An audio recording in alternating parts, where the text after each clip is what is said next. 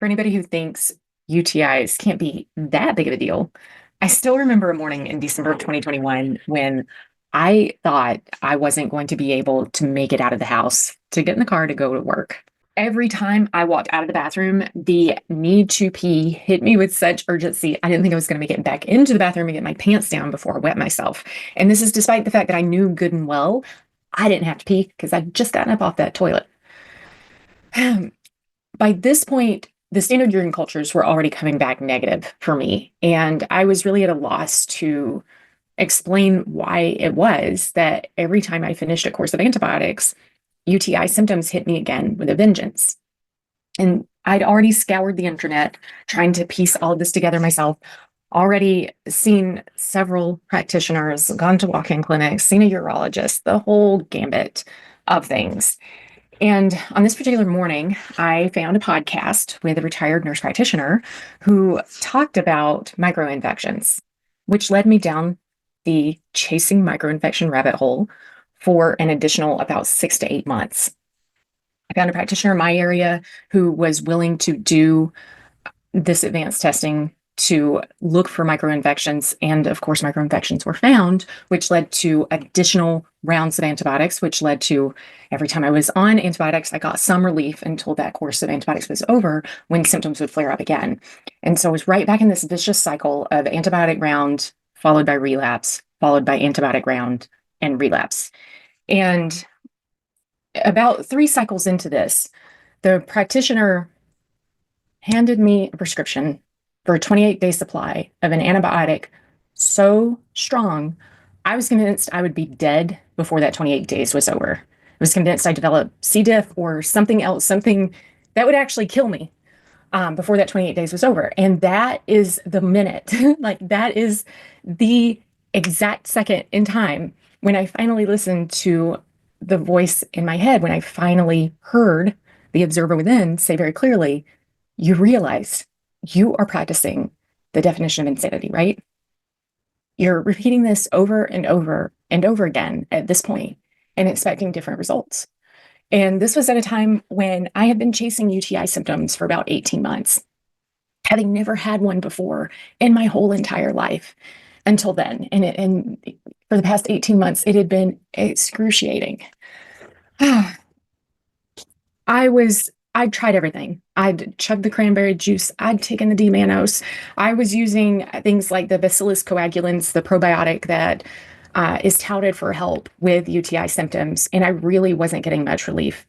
And even when on the antibiotics, I would usually get relief while I was on the cycle, and then nothing after that. From the very beginning of my symptoms, at the start of that 18 months of UTI hell, I'd suspected insulin resistance. And there was a very particular reason why I suspected insulin resistance. You see, I'd stopped hormonal birth control, and I was a long-time hormonal birth control user. I used it for the better part of 2.5 decades. And when I stopped, I experienced not just the chronic UTI symptoms, and here I'm talking urinary urgency, burning while peeing, cloudy urine, and weird smelling pee, but also extreme fatigue, also weight gain, and also for the first time in my life, migraine-like headaches. That's and exercise intolerance. That is a whole litany of symptoms to drop on a body at once. I mean, this was almost as if I was hit with a ton of bricks within 2 weeks of stopping hormonal birth control. And I knew in some level of my being that this was insulin resistance. And somehow, some way, I'd suspected that the UTI symptoms were related to insulin resistance, which means I'd asked every single one of the doctors and specialists that I'd seen for that previous 18 months, hey, my pee smells weird. It smells like acetone, which is a ketone. Maybe here's where I should mention I'm a research scientist. And do you think, I would continue, do you think I might be in ketosis, be developing diabetes? Somehow, some way, do you think I might be insulin resistant? I would usually lead right up to exactly where I was going with it and ask them point blank, do you think it might be insulin resistance? And every single time, and we were talking a number of specialists. I mean, it was moving up to the double digits pretty fast. Every single one of them reassured me, no, there's nothing, there's nothing in your blood work, there's nothing in your urine to suggest that you are releasing too much ketones in your pee, to suggest that you've got too many ketones in your body. And so when I decided that I was done with the whole antibiotic cycle BS, um, I just decided, even though I still had not found the research definitively linking insulin resistance with UTI symptoms. I decided I'm going to do everything in my power to support moving to the insulin sensitive side of the spectrum, because our response to insulin exists on a spectrum: extreme insulin sensitivity on one side and extreme insulin resistance on the other. And I was way too far to the right side of that spectrum, depending on whether this is being mirrored or not. It may look like the left on your screen. And I wanted to move my body back towards insulin sensitivity. So I did everything in my power to do that. And I kid you not, within 1 week of making those changes, my pee stopped being cloudy. It stopped smelling so weird. I had less burning while I was peeing. And then this is when I knew I was onto something. And this is when I finally started finding the research that validated my suspicion the whole entire time. I continued to do the daily activities, make the changes in my diet, lifestyle, exercise habits, all the things to support insulin sensitivity. And for about 8 months, symptoms were dramatically better, as in non-existent. I would occasionally have that urinary urgency, but all of the other symptoms, non-existent. And so I thought I'd fixed myself. And about 8 months into this new bliss, I woke up one morning with urinary urgency, cloudy pee, smelly pee, and it burned while I peed. And I was devastated. I did a complete inventory of every single action I had taken the day before. And the only thing I could figure is I had taken the very popular supplement, diamyldiamethane, or DIM, or purportedly helpful for estrogen detox. Now, here's the thing about DIM. It is goitrogenic, which means it impacts the thyroid's ability to function correctly. I have an autoimmune thyroid condition called Hashimoto's, which means my body has attacked the thyroid gland for long enough that it's, at this moment in time, there's not enough healthy thyroid tissue remaining to meet the body's demands for thyroid hormone. And I've been diagnosed with Hashimoto's for quite some time at this point. But here's the thing. Estrogen, including the synthetic estrogen in hormonal birth control, impacts how much circulating thyroid hormone is available. And when I quit hormonal birth control cold turkey, this tanked the levels of circulating thyroid hormone in my bloodstream, because I no longer had the buffer known as TBG, thyroxine binding globulin, which is a protein that binds both thyroid hormones T3 and T4. How does this link back to UTI symptoms? Here's how. So thyroid hormone regulates the amount of protein called albumin in the body, in the bloodstream, and how much is excreted in the urine. This protein isn't super soluble in pee. Proteins in general aren't super soluble in urine. They're not incredibly water soluble. So it can cause white cloudy pee like you'd expect to see in a UTI. Thyroid hormone also regulates how well the body responds to insulin. You need sufficient levels of thyroid hormone to be sensitive enough to insulin. So low levels of thyroid hormone are one reason for for insulin resistance. Not the only reason, one reason for insulin resistance. By taking the supplement DIM, I had unknowingly suppressed thyroid hormone levels even more in my body, and that was enough to kick me back in the state of dealing with UTI symptoms. Needless to say, that was the very last day I took DIM ever, and I have not struggled with UTI symptoms anymore since then. Now also seeing a thyroid literate doctor who, in other words, knows what they're doing when prescribing thyroid replacement hormones. And I'm going to say with this that cortisol is another key piece to this. Now, why mention cortisol here in all of this? Because at this point you're thinking, well, you've talked about insulin, you've talked about thyroid, and now you're talking about cortisol. What gives? Cortisol is another key piece to this.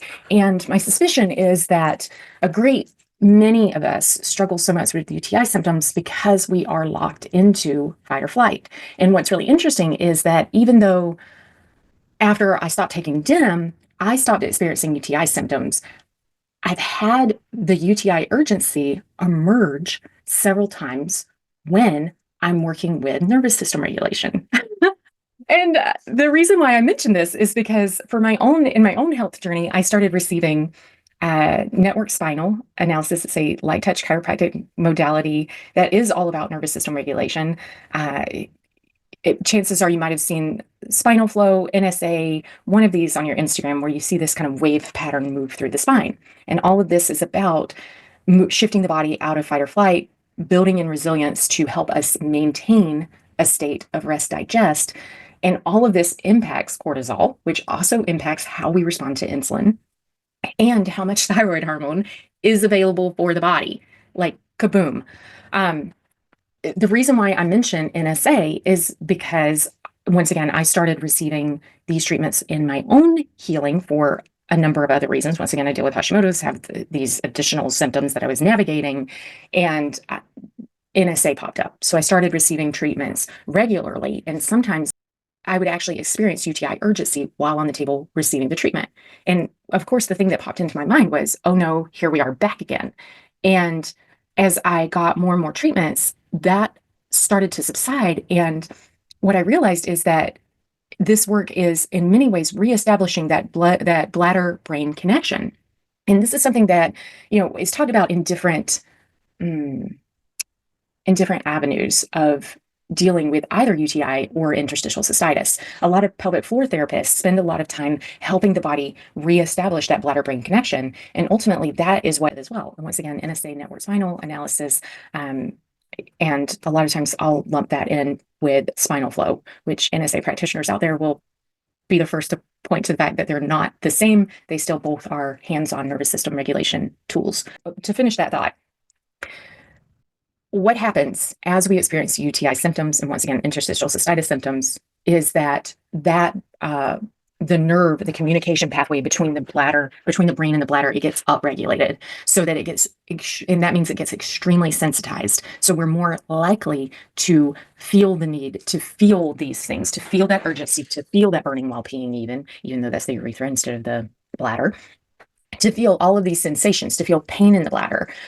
And what this nervous system regulation work does is help to downregulate that so that we experience a more quote unquote normal way. We're not as sensitized. Once again, if we think of that on a spectrum of super sensitized to completely numb, we want to be in a healthy range of feeling our body without over feeling our body. And that work helps to do that. Now, I know we have touched about a lot, and this may feel a bit like meandering because I have presented this in a way that I myself experienced it real time, with finally stepping out of what felt like an antibiotic spiral and chasing infection spiral, whether it was gross infection or these micro infections, into dealing with insulin resistance. And as part of that kind of opening the door to realize how much was involved with insulin resistance. It wasn't insulin as a standalone. We are holistic. We are whole bodies. We are not individual systems. And we can't treat ourselves as individual systems because we're simply not. And understanding that, what's actually impacting insulin and how my body responds to insulin is the level of thyroid hormone that I have, and not just how much thyroid hormone I have available for my body, but how cortisol is impacting the amount of thyroid hormone available, how estrogen and the synthetic estrogen that's in hormonal birth control impacted how much thyroid hormone is available to the body. And we'll say this, if you've ever noticed that UTI symptoms are worse for you around your period or in the second half of your cycle, some of you may have even noticed it right around ovulation. A lot of that points to changes in the amount of thyroid hormone that, once again, is available for the body. And then recognizing that at the end of the day, cortisol and the fight, flight, stress response also impacts the body's ability to utilize thyroid hormone correctly. So you can have the right levels of thyroid hormone and still not have a good response to it because it's not available for the cells of the body. It's merely circulating in the bloodstream and not able to get into those cells because of cortisol levels. Because of my own experience with all of this, I became a practitioner who loves working with women who are struggling with UTIs or interstitial cystitis to work through these symptoms. We did not circle around at all to talk about how to help support the body to move towards insulin sensitivity. If you are interested in that, there is a free resource for you linked below. I hope this helps so many of you. There is hope. Hey, Sharon. Okay. When you first walked in, I had this vision of where I saw you going, of where I saw, of the changes that I expected to see in your body. And a couple weeks ago, when so much moved during that group session, we'll get into that more here in a minute. When so much moved during that session, it was like I was feeling that change that I'd created or I'd seen in my head. And for me, I'm an experience-based person, so feeling that, it was like it provided tangible evidence isn't even the right word. It's like it provided, I'm not even sure what is the right word. It's like it provided validation of what is possible, of where I see you going. It's like all of the things. It became, in that moment, for me, it became real. Now, this makes it hard for me when I get the pain. You may think I cannot possibly understand pain or discomfort to the level of like doing being in that moment where you would do anything to make it stop. I actually can. Different kind of pain, discomfort, but still, I can totally imagine that. I've lived that. And still, there's this disconnect between where I see us going and where you are right now. And there's this gap there. I recognize that. I understand it's extremely real for you. And so this is where I, done a little bit of thinking and kind of wanted to talk through three options. All right. So first of all, which of these three do I want to start with? Okay, I see this as kind of three things. All right, every time that you're on the table, we're basically it's an entrainment, and yes, that has the word train in it. It's basically it's teaching, it's putting in information so that your entire body oscillates differently. It's changing the frequency at which you move. And this can be extremely uncomfortable because when you've lived in a body for so long that has hurt for so long, what happens is the nervous system is now locked into that state. And so as we begin to release and move stuff, it becomes very uncomfortable because the nervous system perceives that as unsafe. And so we are in this position now where it's almost like, we're trying to move past this. But if we do it too quickly, there's the real repercussions of what you've been feeling, where it's like it's too much, it's too intense. You're doing everything in your power to try to take the edge off that pain. So there's a few ways to kind of move through this, which is back over to what I was saying a little bit ago. One of those ways is we can increase the frequency of your visits. Now, I present that first. There's very obvious reason why I'm not recommending that right now. I'm gonna leave this up to you to decide. I'm more than happy, right now I'm only practicing 1 day a week, actively looking for opportunities for another location to practice more. But the reality is I'm only offering this 1 day a week. If you decide that this is what you want to do, I'm more than happy to recommend a different practitioner to you that's closer to La Costa that you can see kind of on the in-between, or we can maintain the same, maintain the same frequency, which leads me into the next thing. We can do less sessions. So 1 session instead of 2. I don't know how I feel about that one.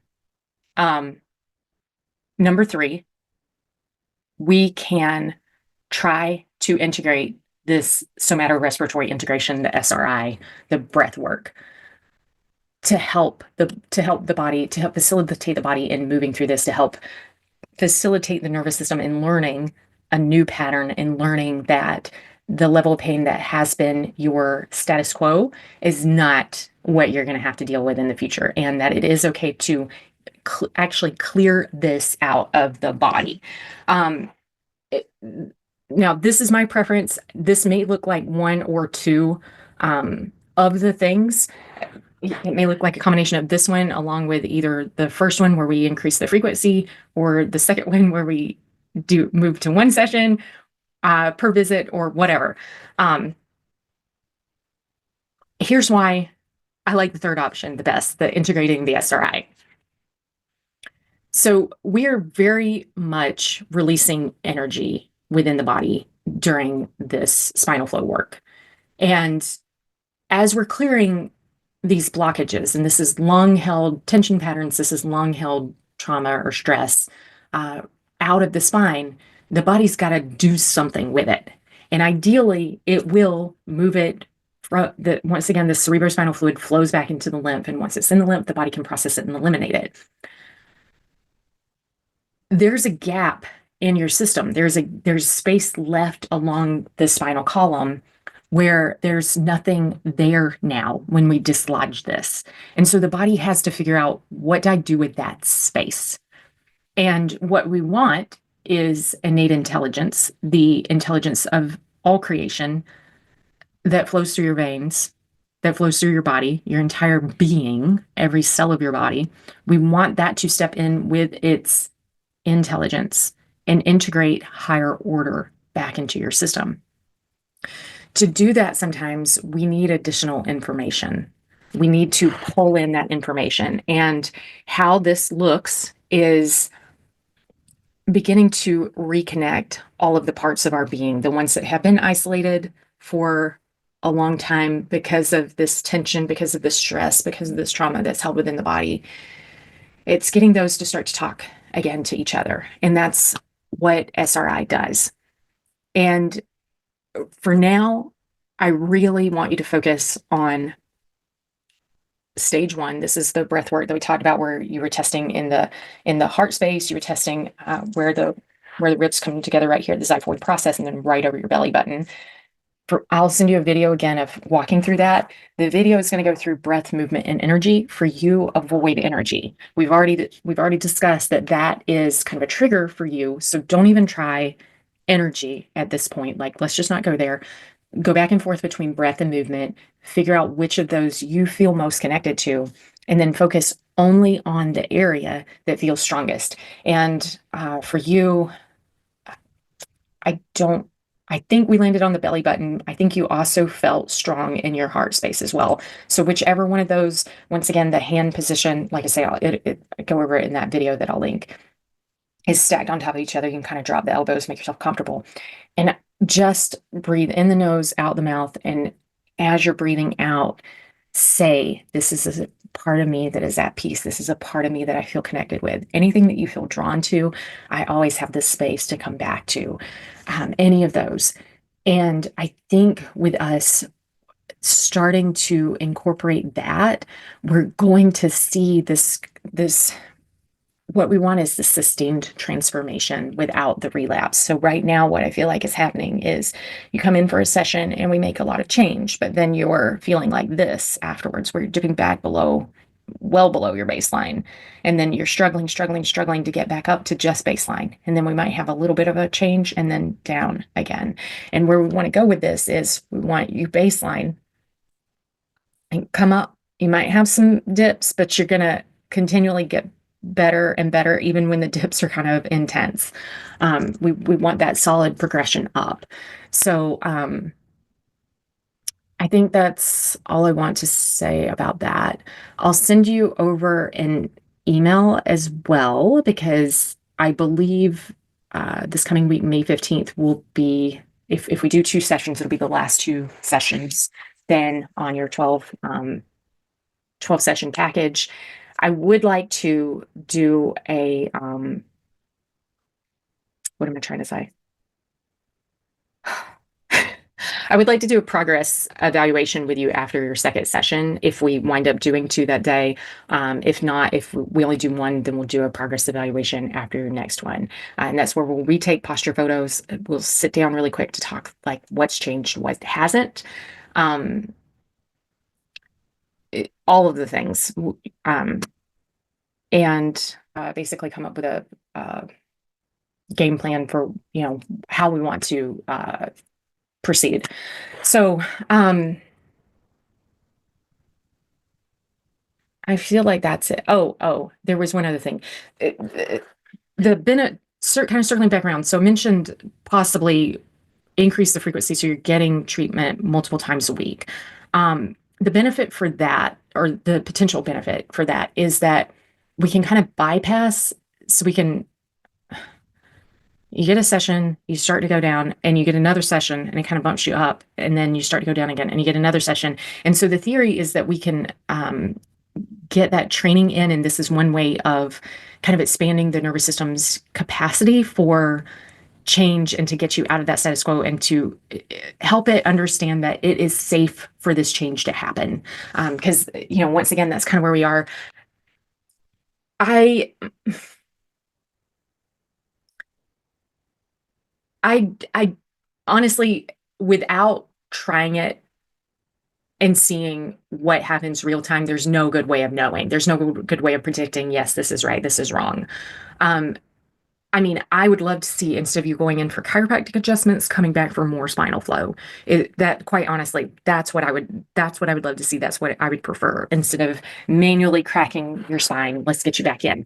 The fact that you are, one of the things that would be interesting to note is if you think massage is more helpful than chiropractic work after your visits. And the reason why I ask that is because this points a little more to, we're dislodging too much from your system, and um, it's actually getting out into the connective tissue instead of moving out of the body. So it's dissipating, but it's dissipating more into that fascial layer instead of up and out of the body.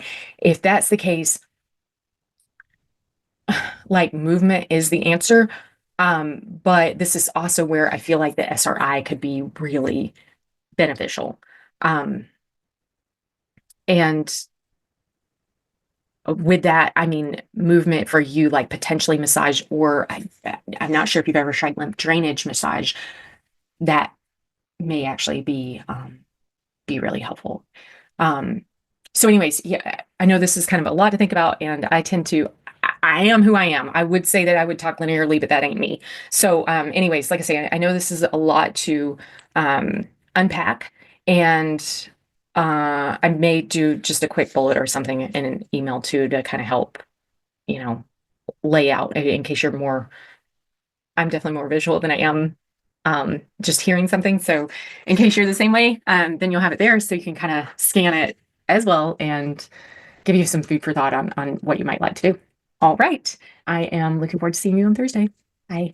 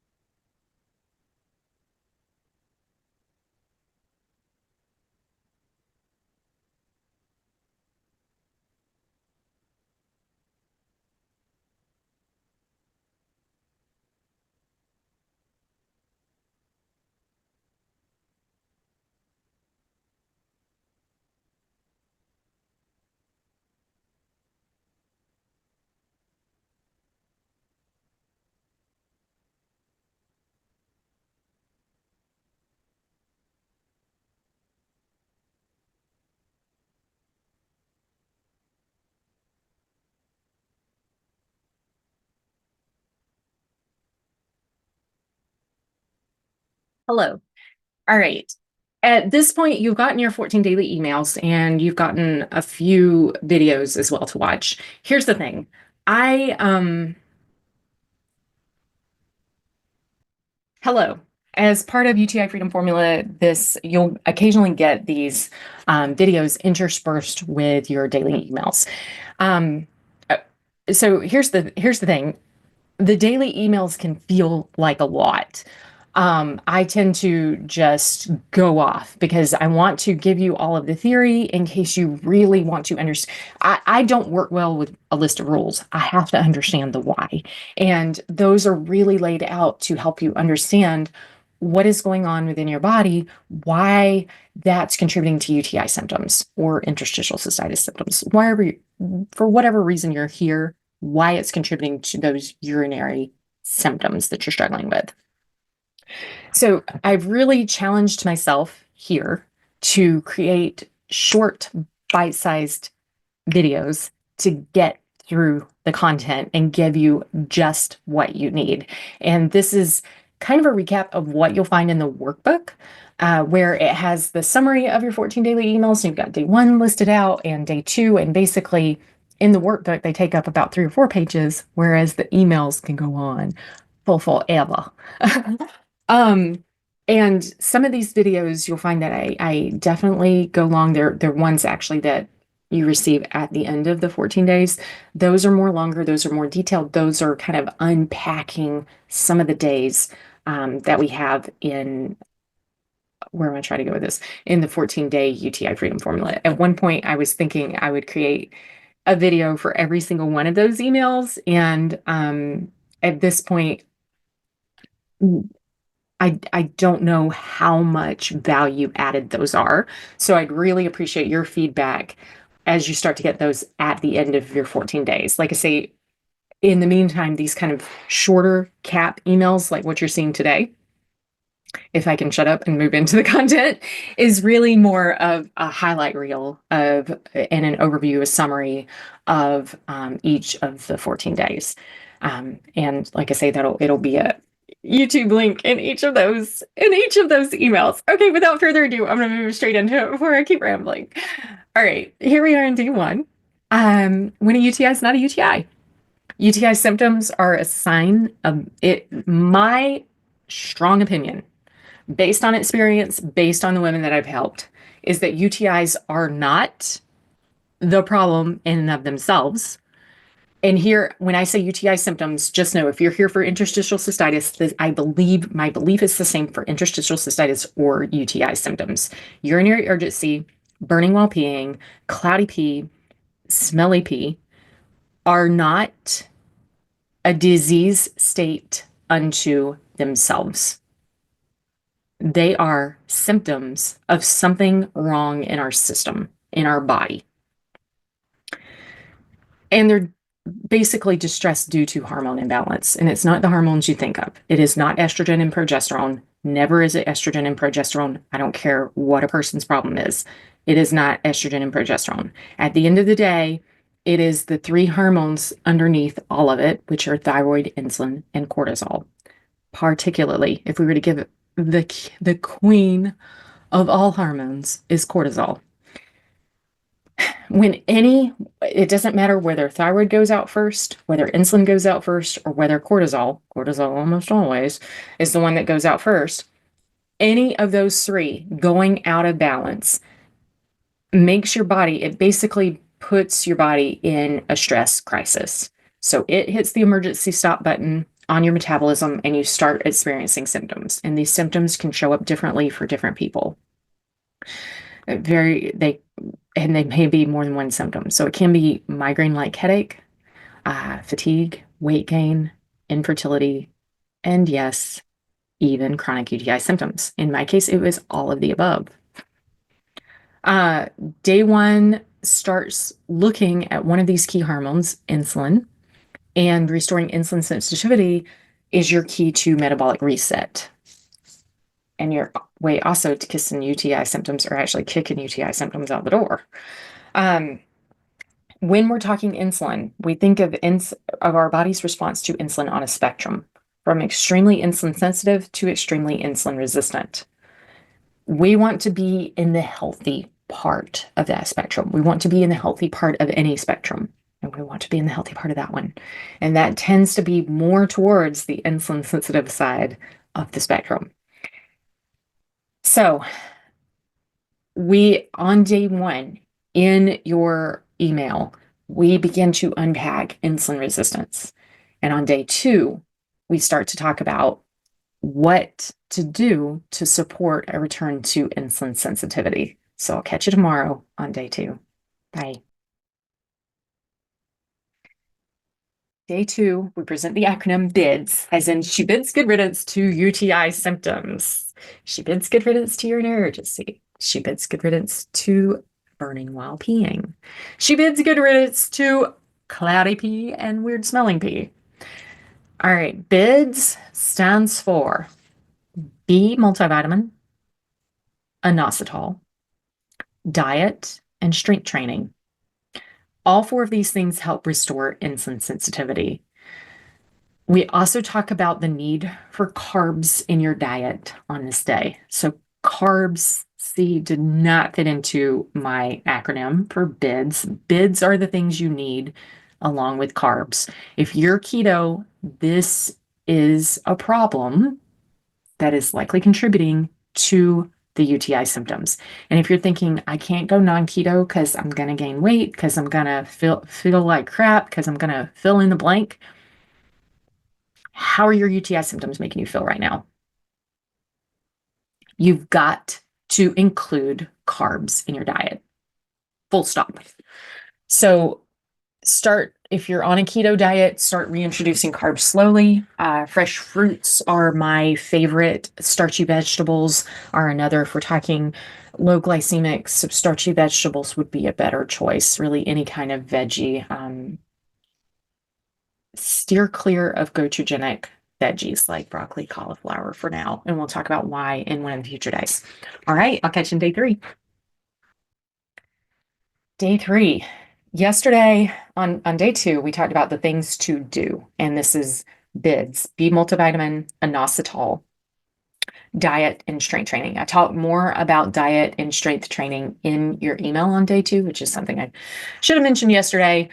For the diet, we want a diet that is supportive of insulin sensitivity. So with this, we're actually going to talk about it a little bit more today. That number one, the things that make you sad, sugar, avoiding high sugar foods.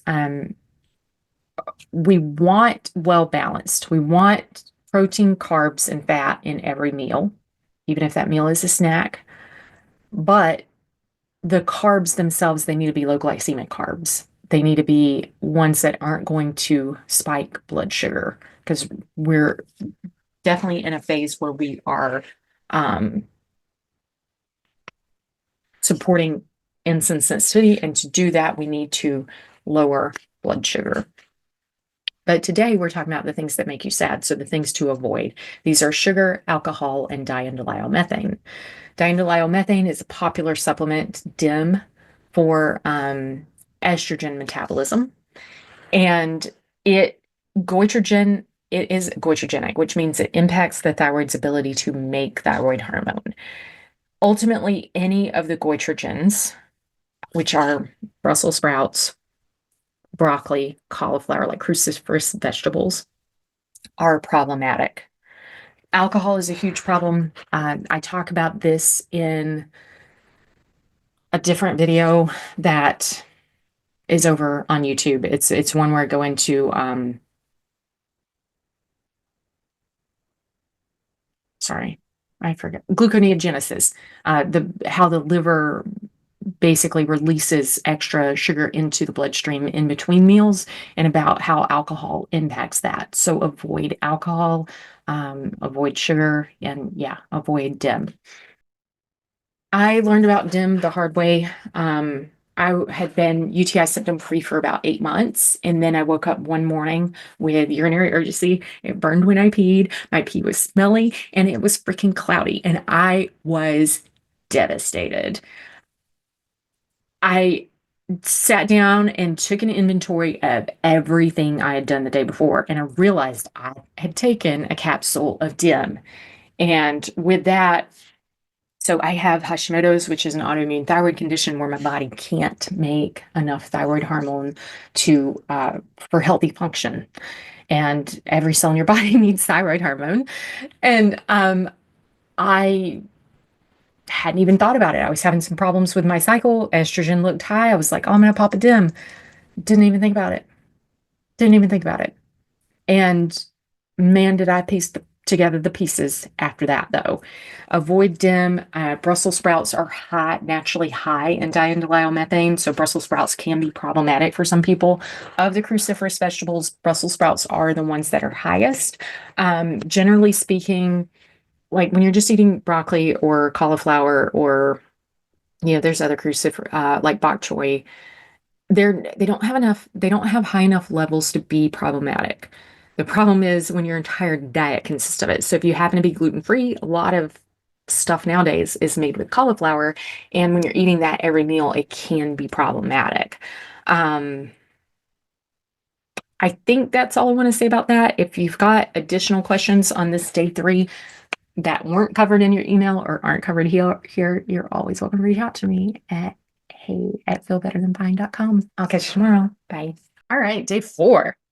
Avoid the things that make you feel like caca. Okay, yesterday we talked about avoid the things that make you sad. And today we're talking about avoiding the things that make you feel like caca. These are additional things. Citric. No, okay. I'm gonna say the list first, and then I'm gonna say why. And here's why they are their own email and not included in day 3. All right. Here's the list first. Citrus, fruits. So citrus, any citrus, orange, lemon, yada yada yada. Acidic foods like tomatoes, caffeine, alcohol. Yes, alcohol was yesterday too. And soy. Okay, so technically that spells cacas instead of caca because I included soy here. Um, where am I going? Sorry. Okay, I included alcohol. So alcohol was yesterday and sad, and it's again here today because I wanted to spell something instead of just having some random acronym for you to remember. So this spells something, right? Cacas. Alcohol is worth repeating. Alcohol is hugely devastating for you when you're struggling with UTI symptoms. Hugely devastating. Until you get insulin sensitivity restored to some degree, alcohol is completely off the table. Sorry. It just is. Um, Citrus and acidic foods and caffeine. Let's look at citrus and acidic foods first, because caffeine, I kind of want to today's video might be a little bit longer. So caffeine, I kind of want to do a little bit more in detailed discussion around. All right, citrus and acidic foods, these are just known to irritate the bladder lining. Right now, when you're actively struggling with UTI symptoms, once again, just so you know, if you're here because you have interstitial cystitis, at the end of the day, interstitial cystitis mimics UTI symptoms most of the time, right? Like you wouldn't be here if you didn't have urinary urgency, burning while peeing, those two in particular, along with it can be a whole litany of other symptoms. It can feel like inflammation in the bladder, which ain't comfortable, I know, a lot of the times, but ultimately, even that bladder even that inflamed feeling, mm, as uncomfortable as it can be, because it can be uncomfortable, it usually isn't as bad as the urgency and the burning while peeing. So citrus and acidic foods both irritate the bladder lining, they irritate the urethra lining. It's not a avoid these forever, it's an avoid these for now. Most of the time when we're actively dealing with UTI symptoms, we've got an upregulated bladder brain connection. Like that part of our nervous system is upregulated, which means it's super sensitized, which means any irritants are going to be that much more. It's like you're amplifying the effect of irritants. So just avoiding these for now until we get it's not a forever. Let's get this shit under control first and then play around with reintroducing these. That's where we are. Okay. So just know that. you know, um, several times throughout my life, I've done elimination diets. And when I first went gluten free, I couldn't imagine. I was like, I can't go my doctor just asked me, just go 30 days without bread. Just 30 days. It's like, I can't imagine 30 days without bread. I just can't. She said, what about 3 weeks? Can you imagine 21 days without bread? I said, oh, okay, that I can do. So that's where we started. So and now it's been over a decade, and I would not reintroduce bread for the world into my diet. I mean, the difference in how I feel is night and day. So the same thing, whatever you have to do, if you love grapefruit or oranges or whatever it may be, and you're thinking, I can't. Tomatoes were really hard for me. We eat a lot of tomato-based dishes in this household. And so figuring out alternatives was tough. Um, but it turned out it wasn't impossible. It's just like, oh, that wasn't looking back, that wasn't that hard. Now. So it's kind of whatever you can do to make it seem easy at the beginning. That's what you do. And then the next thing you know, it just gets easier and easier. Caffeine. The delivery system matters. What I mean here is caffeine in coffee is completely different than caffeine in tea. I know this from experience. And so caffeine is listed here because please don't be drinking energy drinks. Please don't be drinking energy drinks or soft drinks or any of those things. It's listed here to cover that group. Coffee. Okay, this is my hesitation here. Coffee is problematic for many of us because of how it impacts cortisol. Coffee increases cortisol. It increases the body, um, it increases the body's, what am I trying to say?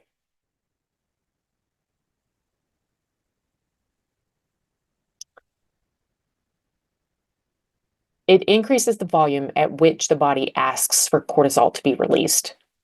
Um, and so it can be extremely problematic for many of us. I myself was struggling with low cortisol, where my adrenal glands could not make sufficient levels of cortisol. And this was one of the many things that had me spiraling with UTI symptoms. So coffee is especially problematic. I am a green tea fiend. Here's the problem with green tea. It does the opposite. So whereas coffee is almost like it's turning the volume button up on the pituitary to send the signal to the adrenals to make cortisol, green tea is turning that volume button down. And when you're already dealing with dysregulated cortisol, either one of those, and when I say green tea because that's my drug of choice. It's tea in general. And so if you can eliminate caffeine in all forms, just know if you want to play with this, because you're like, I can't imagine my day without my cup of coffee in the morning. That's okay. Write down what you notice.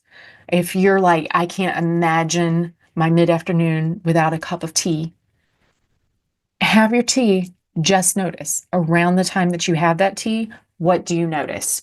Okay. So coffee and tea are kind of like with asterisks here. And like I say, that's kind of why I wanted to dig a little bit deeper into caffeine.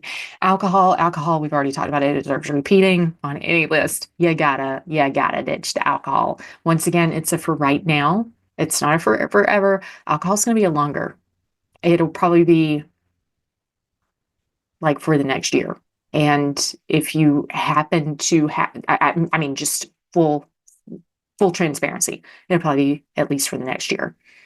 If you've got celebrations or whatever coming up, know that you will likely relapse when you drink alcohol. That's just the fact of the matter. Soy. Soy is another goitrogen. I cannot handle soy. I myself cannot handle soy protein. Soy protein causes, for me, Hashimoto's to flare. It's also, I began to realize while I was moving through active UTI symptoms, that it was problematic for that as well. So, just another thing to notice, soy in all forms. We're talking tofu, soy protein in your protein bars, edamame, wherever else you might be getting like soy milk or anything else. Um, okay, totally realized that day 4 was a little longer. I'm going to catch you again on day 5. Bye.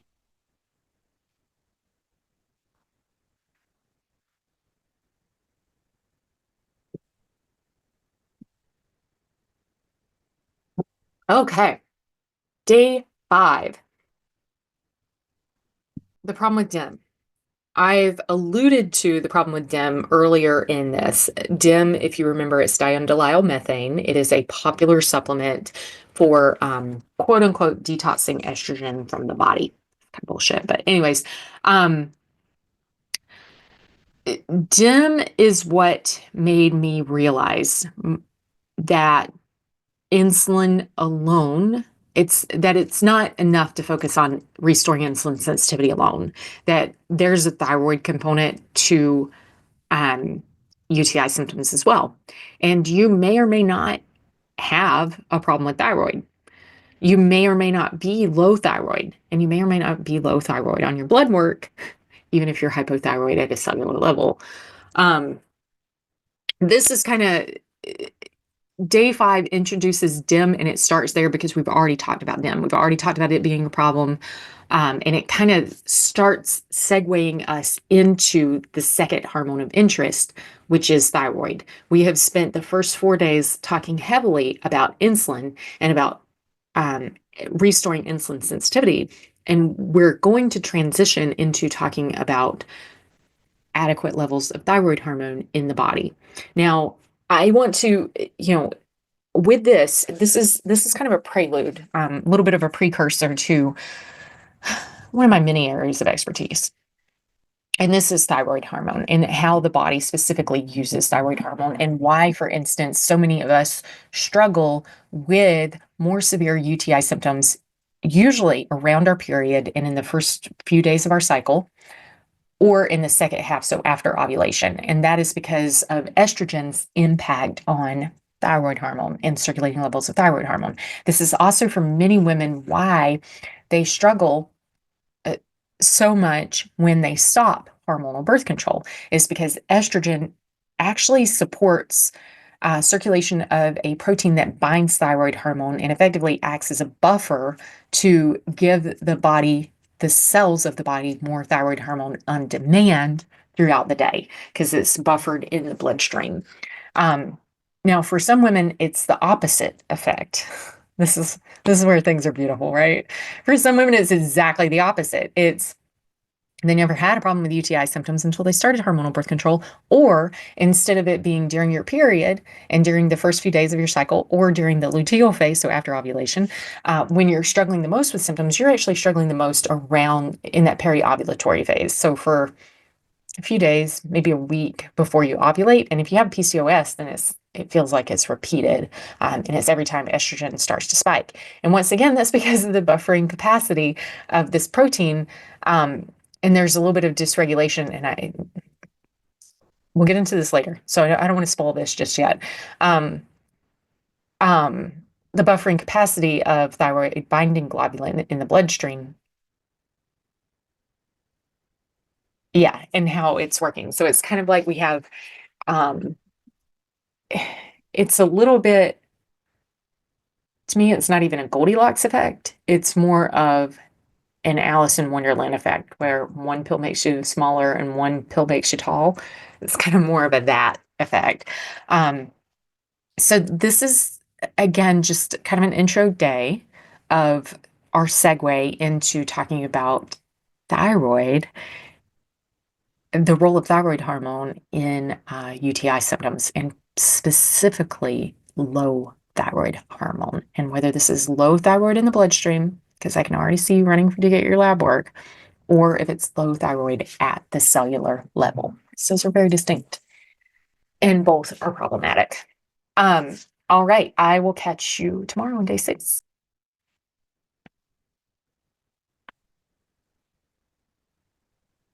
Okay. Day 6. This day of your uh, email is unskippable. This includes, and also the section of your workbook that has the must-have labs. This is day 6. The must-have labs for thyroid, just to recap here, are free T3, free T4, total T3, total T4. Yes, free and total for both T3 and T4. Reverse T3, anti-TPO, and anti-TG. So that's 7. Nowhere in this did you hear me mention TSH. If you've seen a doctor in the past decade, chances are high they've only ever tested TSH. And as an afterthought, they might have checked the box for T4, whether that's usually it's free T4. Usually they don't pay attention to total T4. TSH is bullshit. TSH is thyroid stimulating hormone. It's made by the pituitary. It gives no real indication of how well your thyroid is functioning. It gives no real indication of whether your thyroid is actually making T3 and T4. It gives no indication of how well the cells of your body are converting T4, which is the quote unquote storage or circulating form of thyroid hormone, into T3, which is the active thyroid hormone. Reverse T3 is generally regarded as an anti-metabolic hormone. Basically, you have 3 different enzymes that are present at different ratios in every single cell, tissue, organ of the body. And these enzymes are capable of taking T4, which if we're talking the thyroid makes T3, which is the active. Yes, hang with me here. Okay. I know you're wanting to check out because you feel like your eyes are glazing over. Hang with me. Okay. The thyroid makes about 20% T3, 80% T4. T3 is the active, T4 is the quote unquote storage. Why the hell would why would your thyroid bother making storage instead of active? Well, it's because you don't want a shit ton of active floating around in the bloodstream. The active needs to be made at the cellular level in the mitochondria of the cells. Thyroid hormone is a powerhouse. It needs to get into the cell and into the nucleus of the cell to supply energy and to be converted. And that's where we don't want all this crazy amount of energy floating around in the bloodstream. We want it in the cells of the body where it's needed. Your cells are actively the ones that need the energy, and that's where we want it. So cells, these 3 enzymes, and there's a specific ratio, once again, in different cells and different tissues of the body, convert T4 to either T3 or reverse T3, depending on the enzyme.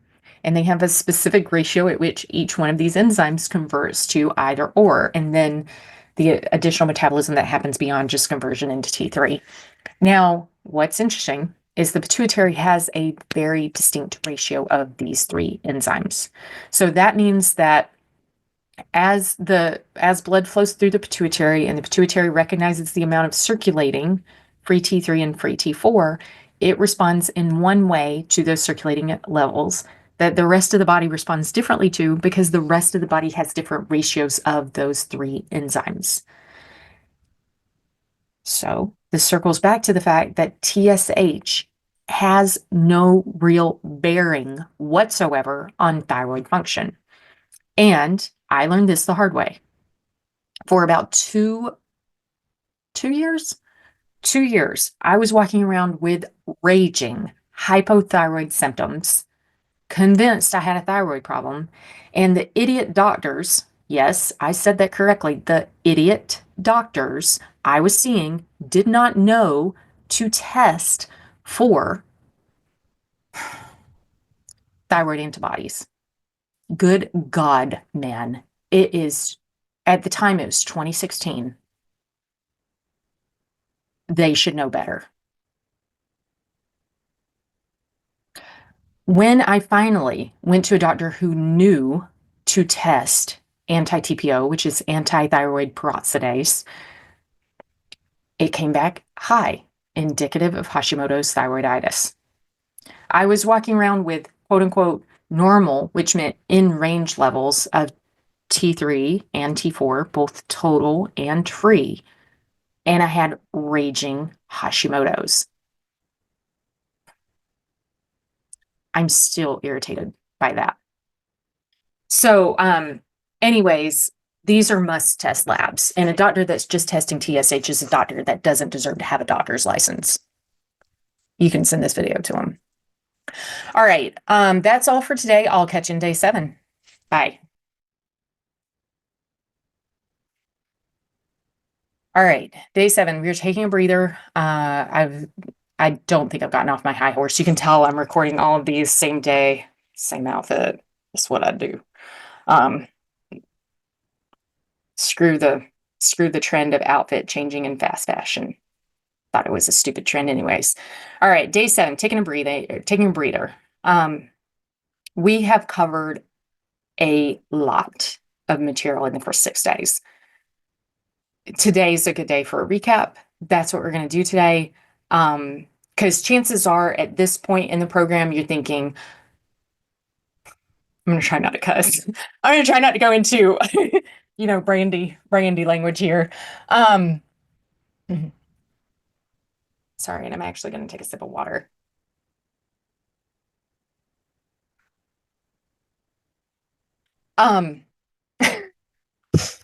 Chances are by this point in the program, you're thinking,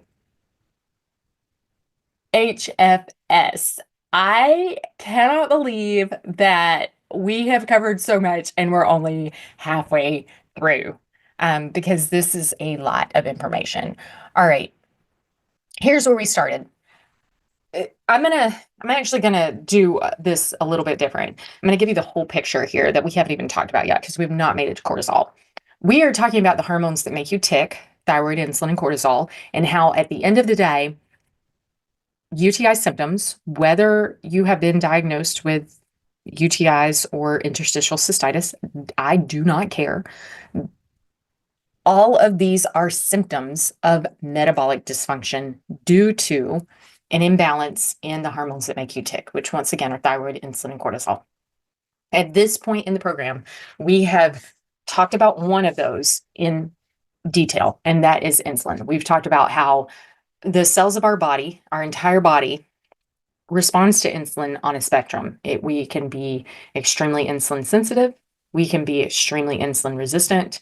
And when we're talking healthy, we want to be insulin sensitive. Like we want to be over on the left-hand side of this range. And I realize if you're watching this, the Zooms or video sometimes mirrors funny. So when you see me move this hand, it might look like my right hand to you, because of the mirroring thing. It is my left hand. So with unpacking that insulin sensitivity piece, how do we move the body towards more insulin sensitivity? We focus on 4 things. I'm like, 4 things. The BIDs, that is B multivitamins, inositol, diet, and strength training. B vitamins, every single one of the B vitamins, except for one, is involved in the process of making insulin in your body. That is why the B multivitamins are so important. You'll find more about which B multivitamins I take in your workbook. So go there. It's in the supplements list. I take about a third of the Costco brand B multivitamin, about a third of that tablet a day. And I take a whole food source B multivitamin. So that is whole food source, not the brand Whole Foods, but whole food source. So from plants, B multivitamin, I take that in split doses. So break it in half and take one sometime in the morning and one mid-afternoon.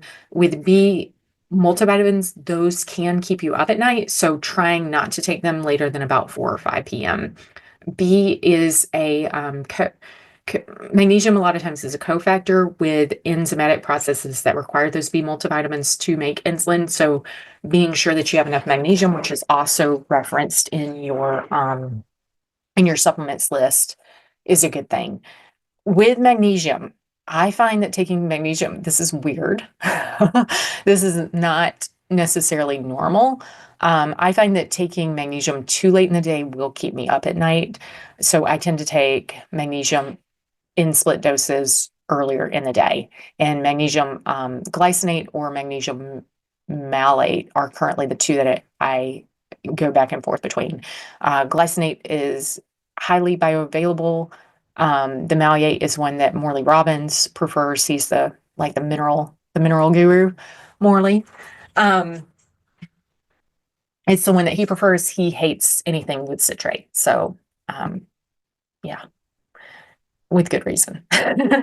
um, okay. Inositol is a B vitamin like compound. There are lots of different arms. There are lots of different inositol compounds. It's one of these compounds that is handed. So just like you can't, your left and your right hand, you can't mirror this way, right? In order to get them to fit on top of each other, you have to face each other. You can't stack them like this. They are mirror images of each other. That's what it is with inositol. Specifically for inositol, we are looking for a myo-inositol to D-inositol ratio of 40 to 1. I talk about this more in day 2, the day 2 email. And I also like the supplement that is linked. It is the Avositol. It's crazy expensive. I have moved over to bulk supplements, inositol. They don't list that it's the 40 to 1 ratio. Um, I've been using it for a while. If I were actively flared, I think I would still go with Avositol. Like if I were still struggling, that's what when I was moving through all of this, I would only use Avositol because it said right there, 40 to 1 ratio. Like that's the one you want.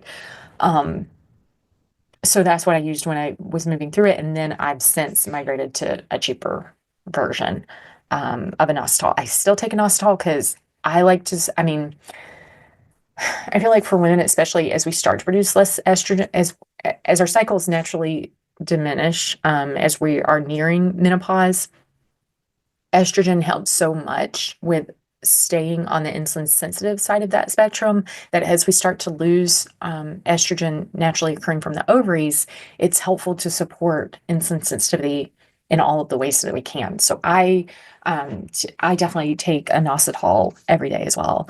Diet, I talk more about diet. So I'm not a nutritionist. I actually it's one of the things I don't get I so don't get off on talking about diet. I kind of hate talking about diet. Um, so I don't spend like, if you want that, if you need more help in that area, I'm going to send you to a nutritionist because I don't care. Like I can't be bothered, hardly with diet. But, with diet, I mean, the big thing is we want to be sure we've got our fats, proteins, and carbs at every meal. With the carbs, we want those low glycemic index. If you are keto diet, you've got to reintroduce carbs into your diet. Full stop. If you want past these UTI symptoms and you are keto, you have to reintroduce carbs into your diet. Full stop. Um, I I feel like I talk about diet more, or the reason at least for carbs more, in one of the articles that I've written for Hormones Matter. There is a great article. There's a great research paper on basically ketosis, starvation and ketosis. And that just convinced me, get the hell away from keto. Not that I have ever been or even pretended to go keto. I'm just saying keto ain't good, especially for women. Um, let's see, I think that's all I want to say about diet. And then strength training. Like do a 180. If you're doing yoga and Pilates, drop it like it's hot and start going to the gym and pumping iron. Um, yeah, yeah. Even 5 minutes a day. Like that's thing one almost. For restoring insulin sensitivity, there is no alternative. There's no comparison. There's a word that I am looking for that I can't find. There's no substitute for strength training. There's no substitute for pumping iron. Full stop. Stop. Like I will tell you, stop running, stop cycling, stop doing all of the endurance crap that you're doing. My words. I feel very strongly about this, and start pumping iron. Stop doing a 45-minute yoga Stop doing an hour yoga classes, stop doing hot yoga, stop doing the high intensity um like to me a lot of those classes feel like endurance. That if it's 30 to 45 minutes and you're kind of, your muscles are feeling like rubber at the end of it, it's too fucking much. Yeah, and I said the F word. It's a regular part of my vocabulary. Um, you've got to do strength training and shorter duration, especially if you're struggling with exercise intolerance, which I was, and I was still pushing myself through like a 35-minute, 40-minute hit routine without weights. I started doing 15 minutes at the gym, pumping iron. No cardio, none of it. Just 15 minutes at the gym, 3 days a week. Okay. And that helped tremendously. It was a huge change for me because I'd started doing only yoga, only the yoga videos online during COVID and hadn't stopped because I was loving it, but it was not working. So, anyways, that's my thoughts. Wow, and we're only through day two. So there was a lot. Okay, day three, we talked about avoiding sugar, avoiding things that make you sad. Sugar, alcohol, dim. Uh, Go back, watch day three video if you want more on that. That's pretty detailed. Day four, we talked about the cacas. Avoid the things that make you feel like cacas. So citrus, acidic foods, caffeine. We went into detail on caffeine. Talked about like definitely ditch the energy drinks yesterday, yo. Um, Talked about paying attention to coffee and tea if you've got if you've got a loving relationship with those. Um, and then alcohol because it deserves re-mentioning again. And then S is for soy, avoiding soy in all forms, soy protein, um, soy milk, tofu, edamame. Yeah. Okay. Then on day five, we started moving into, um, started transitioning out of this discussion and this focus solely on insulin to thyroid function. And uh, what I realized is that for day six, I did not mention the two key nutrients a thyroid needs to make thyroid hormone. And those are iodine and selenium. These are both necessary nutrients. You will find a link in your supplements page to the ones that I prefer. So kelp for iodine, and for a long, long time, I took well over the daily RDA for iodine. I still do. I'm not a proponent. There are groups out there who will say 50 milligrams, which is a ton of iodine a day. I'm not on that bandwagon, but I mean, I still routinely take about 6 milligrams, which is a lot of iodine a day. And then selenium, specifically selenomethionine. Selenium is one of those that you can overdo. So general recommendation is don't exceed 400 micrograms per day of selenium. I generally take a 100 microgram tablet at least once a day, sometimes twice a day. I don't eat Brazil nuts either, so which are rich in selenium. And I take selenomethionine because that is a highly bioavailable form of selenium. All right, that was your day seven breather. All right, catch you tomorrow on day eight.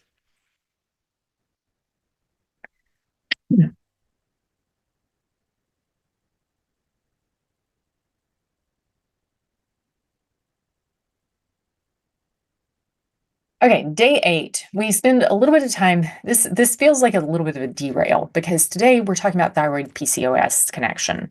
And you may be thinking PCOS ain't UTI symptoms.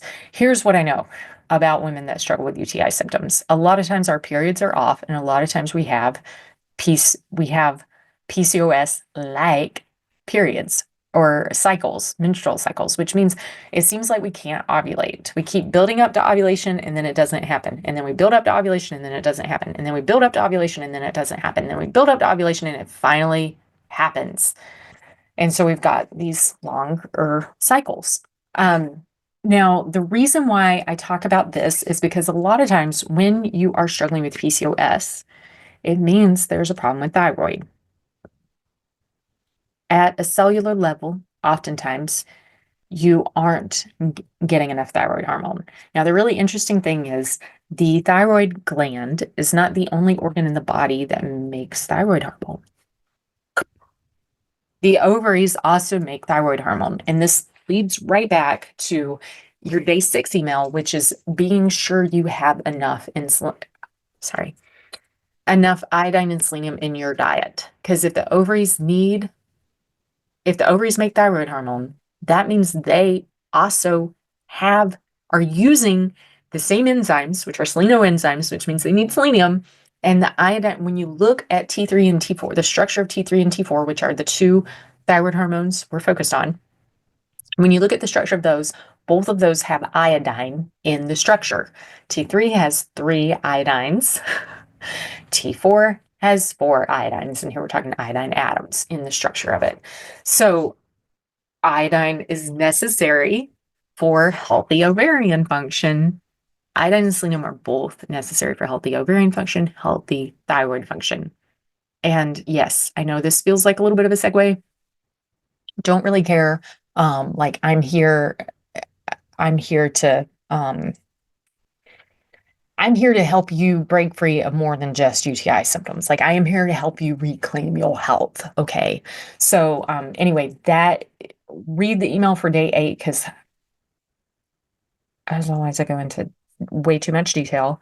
But it's for you, especially if you struggle with PCOS or if you know somebody that struggles with PCOS. Feel free to send them that day 8 email, and there are more videos over on YouTube where I talk about this more. All right, with that, I'll catch you on day 9. Okay, day 9. So yesterday in the email itself on day 8, I talked about cortisol, kind of an introduction to cortisol. Did not do that in the video yesterday. I was too busy talking about, I don't know, whatever I was talking about, ovarian health. Speaking of cortisol, so here's where we move into kind of the last piece of this, the last hormone, the last of these hormones that make you tick, thyroid, insulin, cortisol. This is the cortisol UTI connection.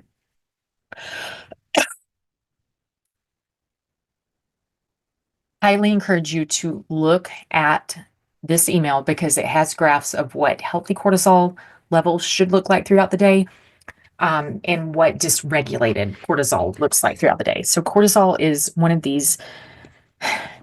is a very dynamic hormone in that the levels are very dynamic and they follow a day-night rhythm. So a diurnal rhythm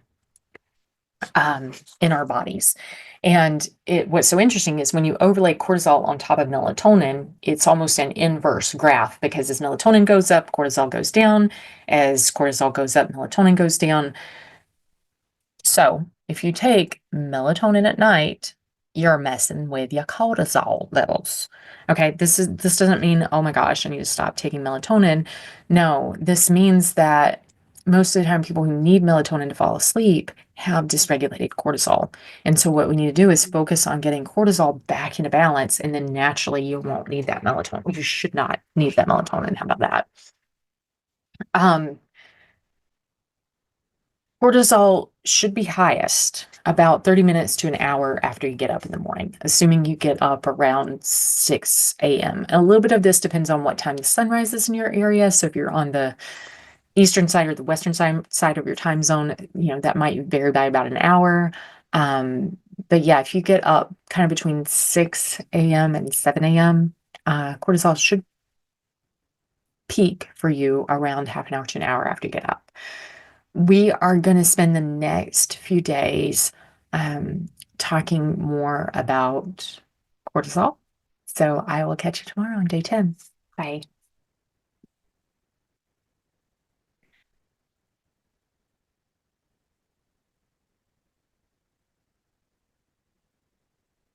Okay, welcome to day 10. All right, today we're talking about adaptogens. The adaptogens to avoid from A to zinc for healthy cortisol regulation. Now, adaptogens are hella sexy. I'm just going to say it. Adaptogens, I was smitten with adaptogens for years because to hear the marketing claims about these are herbs that fix what ails your ailing cortisol. So if your cortisol's too high, they'll bring it down. And if your cortisol's too low, they'll bring it up. Because, herbs are smart and they know exactly what to do. Like, what sense does that make? If you were told that a drug has intelligence and raises something when it's too low and lowers something when it's too high, would you believe that? No, because what sense does that make? But I bought right into the adaptogen marketing claim, hook, line, and sinker. The fact of the matter is, most adaptogens lower cortisol, full stop. Which ones? Ashwagandha, for instance. Um, Rhodiola. I think there's also a magnolia something. Most of them lower cortisol. They don't raise it. They ain't smart enough to do either or. They lower it. The one exception that I know of is licorice. Licorice raises cortisol, and that is it. Um, Zinc also lowers cortisol. So if you are used to taking zinc, especially in the morning, that can be a problem and can be part of why you're struggling with dysregulated cortisol. Now, if you're wondering, why I didn't talk super much about cortisol, the thing with how cortisol impacts UTI symptoms to begin with. So cortisol impacts insulin sensitivity, insulin resistance, makes us more insulin resistant as cortisol is high. Cortisol also impacts how much thyroid hormone is getting out of the bloodstream and into the cells of the body. I talk about that ad nauseum in a few other videos over on the YouTube channel, so you can find those there. Um,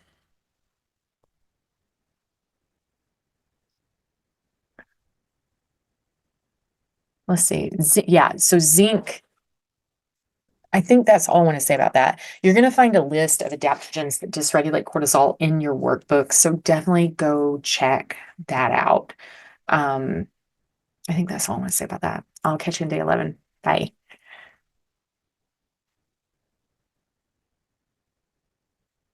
Okay, day 11.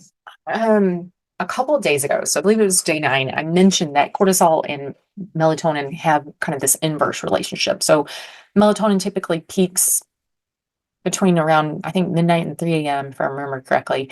And that's kind of when cortisol is the lowest.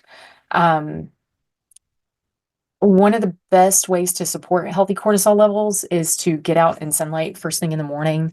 That's, I know that's what's written in the workbook. I I hesitate there because I feel like there are so many other ways to also support cortisol. Wearing blue light blockers in the evenings, especially if you can stopping anything computer related, anything screen related for at least an hour before you go to bed, which is hard for many of us. Um, Making sure if you have low cortisol, making sure you get enough cholesterol in your diet. Cholesterol is a precursor to cortisol, and even though your body's able to generate about 80% of the cholesterol that it needs on any given day, 80% ain't 100%, and over time, you can wind up cholesterol deficient, which is going to impact your body's ability to make cortisol. Um, I mean, if you've got high cholesterol, that's a different problem. But if you've struggled with low cortisol and low cholesterol in here, which is my story. Um, and here I'm of the mind that low levels of the quote unquote bad cholesterol can actually not be a bad thing too for your health.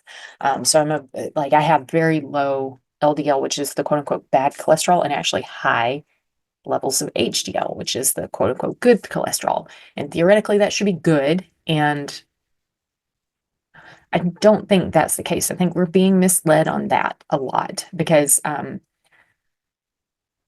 gosh, I talk about this also in a different video. It's about how basically cholesterol is cholesterol, it's this multi-purpose vehicle in the body. It can be, it's used as a precursor for several of our hormones, like cortisol, like progesterone. It packs energy around the body. And when you've got high HDL, in my mind, and based on my research, that's an indication that you've got kind of insufficient energy in the body and you don't have enough, because LDL is the one that actually has the energy attached to it. You don't have enough energy being toted around the body. It's like something needs to change. So anyways, this is this, take the cholesterol with a grain of salt. However, if you have low cortisol, this is something to consider. Good sources of cholesterol are egg yolks, full fat dairy. All right, I will catch you in day 12. Today, we're talking about how to monitor cortisol the easy way. The easiest way to monitor cortisol is to take your temperature every morning when you get up before you get out of bed. And I don't take mine before I get out of bed. I take mine, I get up, I walk into the bathroom, and that's where I take my temperature. And I will take it every single morning and write it down. And basically, what happened, um, if you ovulation track, you do this, and because what you'll see after ovulation is there's a spike in your it's called when you take your temperature this way first thing in the morning, it's called basal body temperature. There's a spike in your basal body temperature after ovulation because you're making more progesterone. Progesterone is a hotter hormone comparatively speaking to estrogen. This is something I talk about on a different YouTube channel, that I can link somewhere. Anyways, what you expect to see, though, is for your temperature to be all in a, a very narrow band for the first part of your cycle. And then after ovulation, you expect that band just to do a step increase and stay there for the rest of the cycle and probably go back down a day, maybe 2 days before you start your period.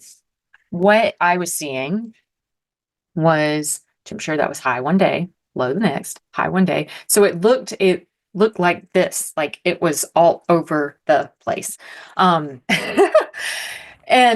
I couldn't figure out what was going on because for years my temperature had followed the standard profile.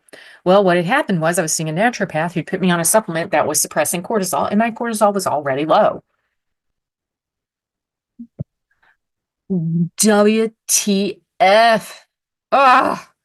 So anyways, needless to say, I stopped taking that supplement. And the other piece to this story is that the adrenals absolutely need thyroid hormone in order to make cortisol.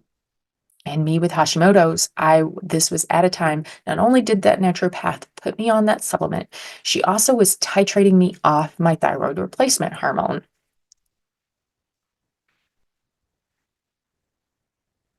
Sorry, I'm pulling a Martin Crane where I'm just watching red balloons. It's I'm still upset over that. Still upset over that. In retrospect, it was a huge learning experience because I figured out what the hell, like I figured this piece out from that. But it's irritating. Why do I have to figure this out? Why don't these people already know this? Why don't they already know this? Um, so anyways, if you could take your temperature every morning, this is a huge indication of whether you're struggling with dysregulated cortisol, of whether your cortisol might potentially be high or whether it might potentially be low. Huge indication. That's all I'm gonna say about that. I don't know, depending on who you follow. There's also this taking your temperature before and after meals, like 30 minutes or an hour before or after meals, and then taking your temperature before and after exercise. I don't do any of that. I just take my temperature in the morning. And that was enough to know. That was enough for me to know that something's really wrong. And I feel like it's enough, I still use that as a gauge because it is such an incredible marker, just since I am taking thyroid replacement hormone because of the Hashimoto's again. It's such an incredible indication of whether the timing for the thyroid hormone replacement hormone dosages is correct or not. And if I happen to be getting too much, like after um, during the luteal phase of the cycle instead of during the follicular phase of the cycle. All right. That's all for day 12. I'll catch you on day 13. Bye. Okay, day 13, reestablishing the bladder-brain connection. The longer, this is something I feel like I've mentioned early on, maybe in day 1 or 2, or I don't even know. At some point I mentioned this, reestablishing the bladder-brain connection. The longer that you've been struggling with chronic UTI symptoms, the harder it is to, sorry, completely lost my train of thought. The harder it is to break free from that feeling that you constantly have to pee. This is oftentimes the symptom that lingers longest, and it's annoying because, it's one of the worser symptoms of UTI symptoms, interstitial cystitis symptoms. Okay, so I'm going to say that again, hopefully where it's not as muddled up. What we are doing today is focusing on reestablishing the bladder-brain connection. And depending on how long you've been struggling with UTI symptoms, oftentimes this is one of the last things to kind of let go, is that sense of urinary urgency. And the reason for that is because the nerve pathway between the brain and the bladder has been upregulated, which means it's been sensitized. This is something that I mentioned on the day that we were talking about the caucase, the day that we were talking about citrus and acidic foods. Because once that is sensitized, it's almost like any irritant is a super irritant. And for reestablishing that bladder-brain connection, a lot of times, this is what pelvic floor therapists work with. I'm gonna be honest, I never saw a pelvic floor therapist while I was moving through all of this UTI stuff. Even though for me, it was a symptom that was dramatically improved and I still had kind of a lingering about 25% intensity for, a while, it faded gradually over time. What happened in, my story, so with all these UTIs, this is something that started in, trying to think of the year, 2021, the summer of 2021 for me, and it went through most of 2022. In 2024, just to give you some perspective, and at this point, I'd been symptom-free, even free of the urinary urgency for over a year. In 2024, early that year, March of that year, I started seeing an NSA practitioner. So that stands for Network Spinal Analysis. And this was for a lot of other symptoms that I had going on, specifically for the Hashimoto's.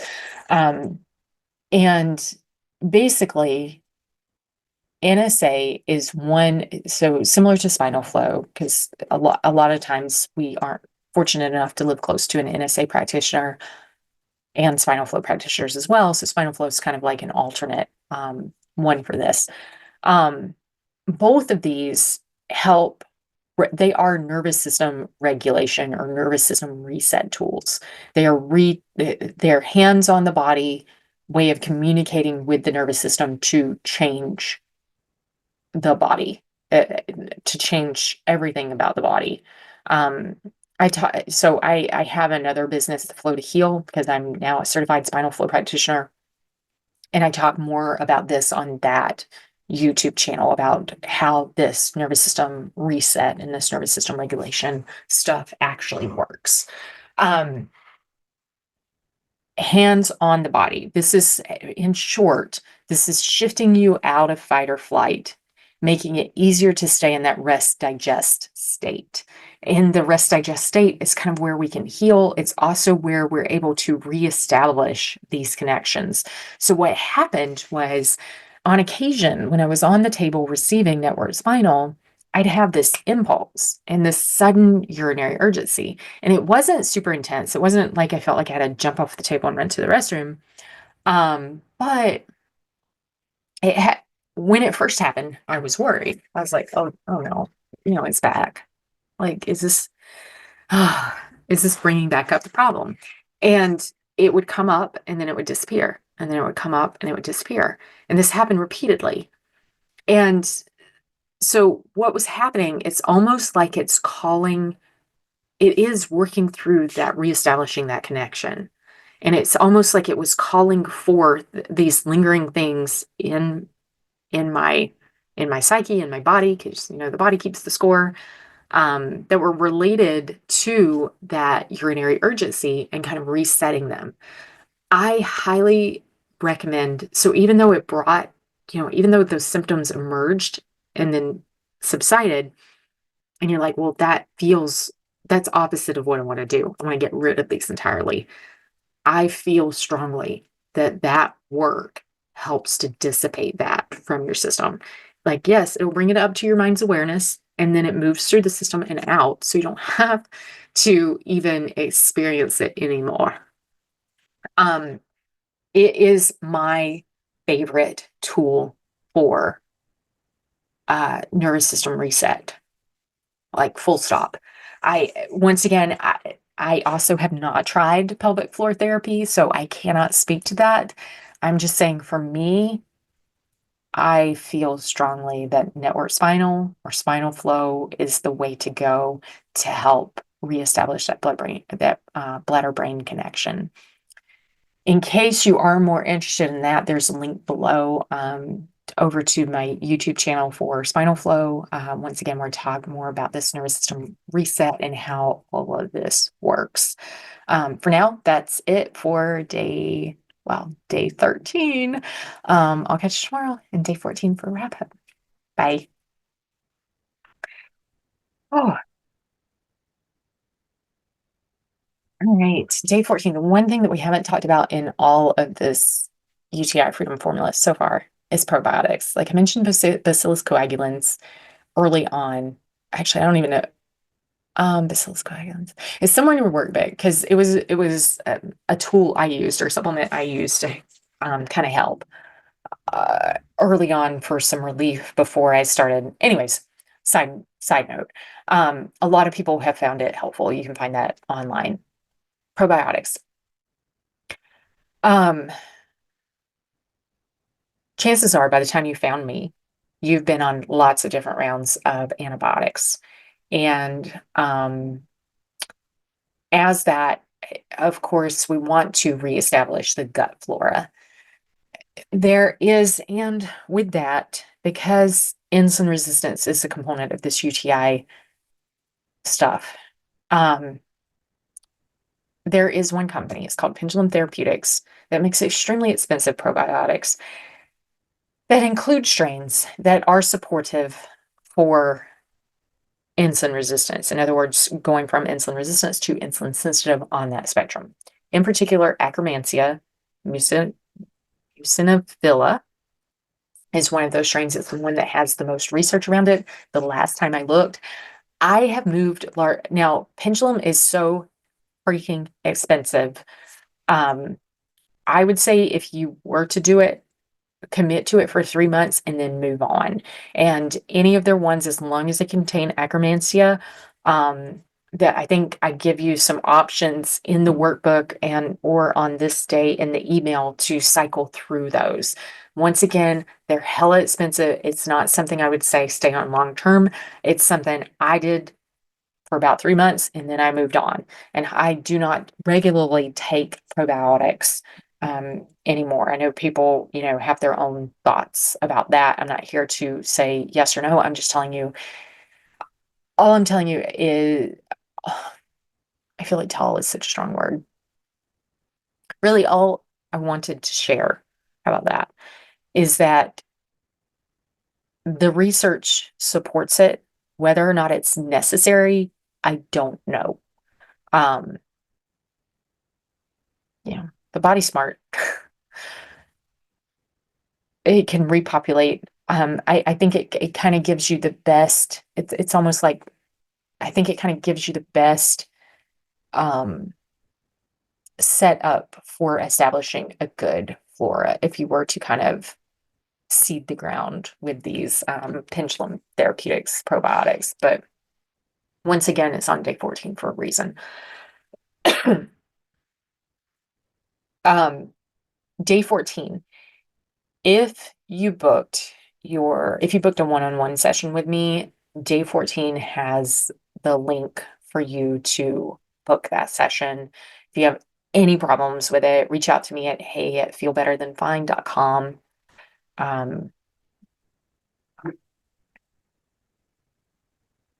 I think that's it. I think that's it for day 14. Okay, so I'll catch you in day 15.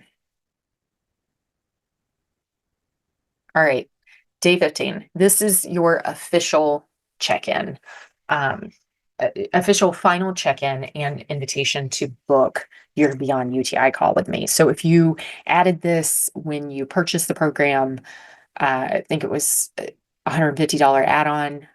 If you didn't purchase it, but you would like it, there's a link in your email on day 15 to book with me. And yeah, it'll be an extra $150 due at the time of booking. Um, in case, so going back to day 13, that bladder brain connection, in case you're in Southern California and you, well, specifically San Diego County, and you'd like to try spinal flow and just see how much it helps, it helps with that bladder brain connection, kind of down regulating that urinary urgency feeling, then definitely um, reach out to me. There's also a link in the email today to book 6 spinal flow sessions, which once again, within 6 sessions, it's going to be a really good indication of, is this helping? Is this supportive or not? If you are not in San Diego, I am super happy to help you find either an NSA practitioner or a spinal flow practitioner in your area. So you are welcome to email me as well. For that, um, over the next few days, you will receive additional emails with the video links. And these are kind of, this was my vision at the beginning of having a video for each day of the program as well. And after about day 6 or 7, I decided that I don't know that it's value added, because at this point, I fully expect you to be well on your way to UTI relief. I expect you at this point, if you have implemented, honestly, even half of what we've discussed here, and cloudiness isn't better, uh, the smell hasn't dramatically improved so that it's smelling a lot closer to real pee. Um, if the burning while peeing hasn't improved, like, I want to know. I want to know, okay, what have you really changed? What have you really changed? Like, list it out. You better be journaling. There's spots somewhere to journal this. Like, I'm serious. I'm not, you want out of this shit, you gotta do the shit. Okay. So I want to know, what have you done? Um, because I'm here to help you. All right. Full stop. I'm here to help you. And by this point, you better be better. And if you're not, I want you to be real and honest about what have I changed? What other things could you change? Like, what would be some easy wins, some easy things to change um for you, and really plot it out. If you need accountability partner, whatever you need to make this happen, like, let me know. I'll get you the resources you need to make this happen, because this works. Okay. That, like, full stop, this works. I have absolute faith in this. It's worked for me. It's worked for other women, the whole thing. So this works. Um, so if you're finding that you're still struggling with symptoms, what do be honest, do a real inventory of what have you changed, what have you not, what can you do next, move through this. So this is, honestly, this is why it felt like all I'm doing is kind of almost giving a crutch for more days when you should be better by now. So I want to be real about that. Like, the goal isn't just to sit here and listen, or sit there, sit at your desk and watch these videos, or to sit on your phone and read the emails. It's to make these changes and to get better. And this is possible. So all you have to do is the things, and the things aren't even that much. Okay. Honestly, at the end of the day, all we've talked about is avoid sugar, alcohol, dim, avoid citrus, acidic foods, caffeine, alcohol again, and soy. Okay. We've talked about incorporating B multivitamins, inositol, changing your diet to support insulin sensitivity, swapping whatever form of exercise you're doing with strength training, being sure you're getting enough iodine, being sure you're getting enough selenium, scheduling an appointment with your doctor, and or ordering the labs on your own for those 7 thyroid things. And getting some support on oh, sorry, ditching adaptogens, ditching zinc, especially zinc in the morning. You can take it before bedtime if you'd like, but honestly, like for a while until you figure out what your cortisol is like, I'd avoid it, except outside of maybe a multivitamin. So that's it. Like, it sounds simple. It is simple. You should be seeing change. Full stop. Full stop. All right. Once again, if you aren't, oh, and then getting help to resupport that bladder brain connection. That's the last piece of it. So once again, reach out to me at I started to say the wrong email address at hey at feelbetterthanfine. I started to say it hey at theflowtoheal.com. Either place you're gonna get me. Let me know what's changed, what hasn't. I would love, like, if you are feeling, if you're feeling better, you've seen, it no longer burns while you pee, and you don't have cloudy urine anymore. Your pee doesn't smell weird anymore. If you've noticed urinary urgency is a lot less, or even completely gone by this point, I would love a testimonial. So don't leave before you reply. Okay, that's just before you move on with your life, leave a testimonial if this has happened. Okay. So just reply to any of your emails. I'll get it. I'm so glad you're here. If you know someone who would benefit from this, tell them to sign up. Okay. Please tell them to sign up for UTI Freedom Formula. And with that, thank you so much for being here. I'll catch you on the flip side. Bye.